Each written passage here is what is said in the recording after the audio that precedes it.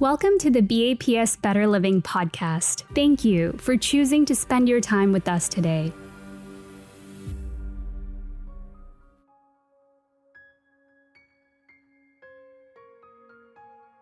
Timeless. It's a term we often use to give our stamp of approval to something that's been created. Whether it's an article of clothing or a work of art, we aim to create a product that will have a lasting impact on generations to come. When we start to examine traditions and rituals that have been passed down for centuries, one of the first examples that comes to mind is religion. Hinduism is believed to be one of the oldest religions in the entire world. But how does an ancient religion continue to thrive so consistently and expansively for over thousands of years? What keeps millions of people from all different backgrounds engaged and connected to this way of life? How has it become timeless? To try and answer this question, I invite you to travel back in time with me to the years 600 CE to 1000 CE and visit a place called the Ellora Caves. Ellora Caves is a site in Maharashtra, India, where over 100 caves have been carved as ancient temples. For 400 years, a multitude of Hindu, Jain, and Buddhist deities and monuments sprung from the basalt cliffs of the Charandri Hills to serve as vessels for countless of devotees' worship and offerings. As an art history major, I have always had an appreciation for the etymology of the art and architecture I view around me. I take notice of the nods to ancient Roman architecture in the neoclassical buildings of our nation's capital. I wonder about Anish Kapoor's inspiration for Chicago's all-too-famous Cloud Gate.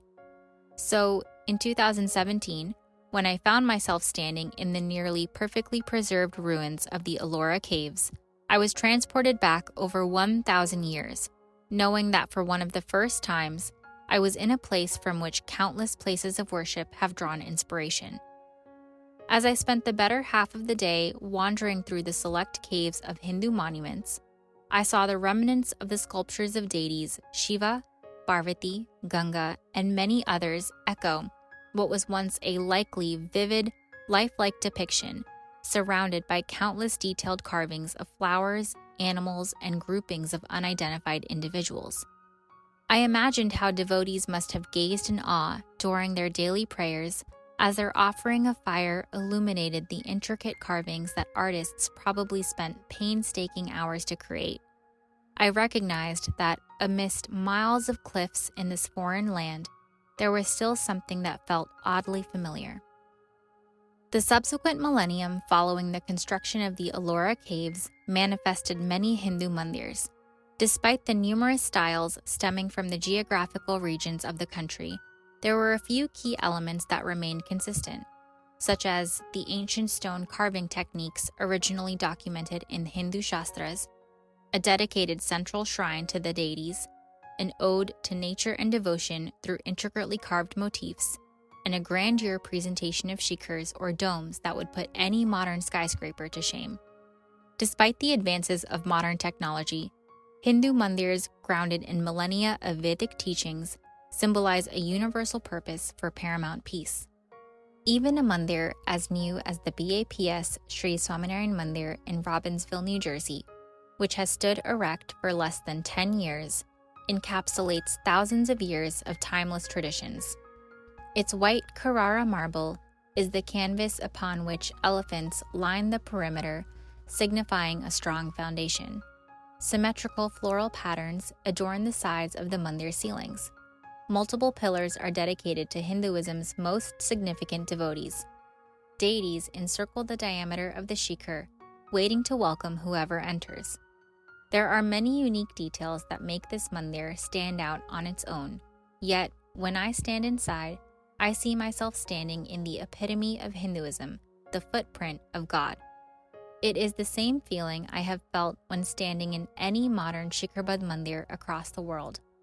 But as I visit each of these mandirs to do darshan, or viewing of deities with devotion, and study the innumerable sculptures and carvings, it's one of the only times I do not wonder about the etymology behind these works of art.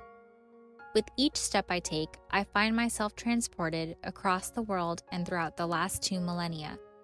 As I take in the majesty of this mandir, my mind flashes with countless images of other sculptures and motifs I have seen at other Hindu mandirs.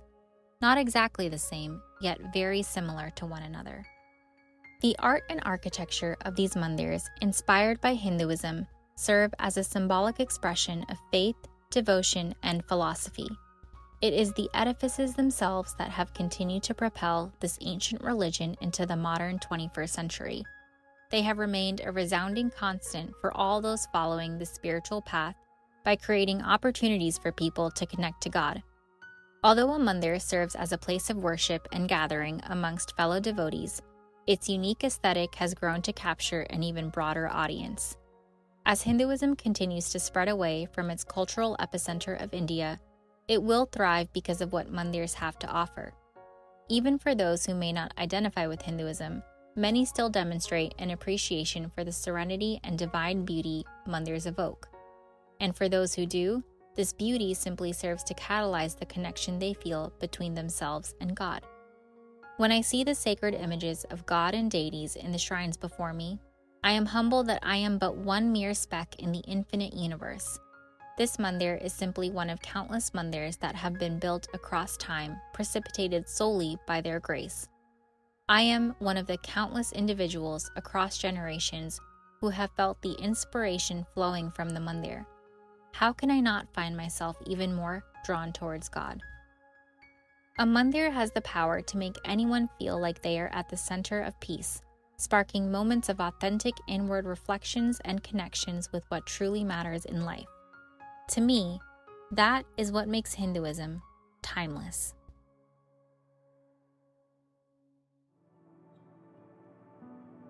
We hope you enjoyed this Better Living episode and that it added value to your life. All the content on this channel, including this episode, is created and managed entirely by Swamis and volunteers of BAPS from around the world. Our volunteers are continuously inspired by the sincere, transparent, and selfless lives of Pramukh Swami Maharaj, the late Guru of BAPS, and Mahant Swami Maharaj, the current Guru of BAPS.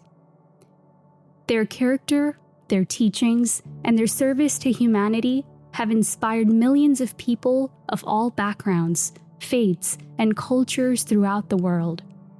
They have encouraged all, regardless of one's beliefs, to live a mindful, balanced, and harmonious life. The episodes in this Better Living podcast are directly inspired by their teachings. If you enjoyed this episode and would like more content that inspires you to be better and to do better, follow us on Instagram and YouTube by searching for BAPS Better Living. Thanks again for choosing to spend your time with us today.